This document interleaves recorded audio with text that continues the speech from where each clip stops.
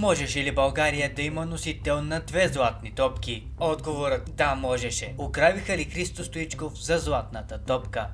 Годината е 1992, а Христо Стоичков кара втория си сезон в испанският Гранд Барселона. Камата прави силна кампания на клубно ниво и бележи общо 22 гола. Що се отнася до трофей, заедно с отбора на каталунците печели испанското първенство, Шампионска лига, която е и първата за клуба, Суперкупата на Испания и Европа. Същата година се провежда и европейско първенство, на което България не се класира, а шампион изненадващо става Дания. През декември се провежда връчването на златната топка за най-добър футболист на Европа. Стоичков е сред фаворитите и мнозина смята, че наградата му е в кърпа вързана. С голяма доза изненада Марко Ван Бастен е обявен за победител, а нашият сънародник остава втори. За справка, нидерландецът също прави успешен сезон, като бележи общо 29 гола и печели серия А с Милан. Въпреки впечатляващият брой голове, е хубаво да се отбележи, че през същия сезон росонерите са наказани и не участват в европейските турнири.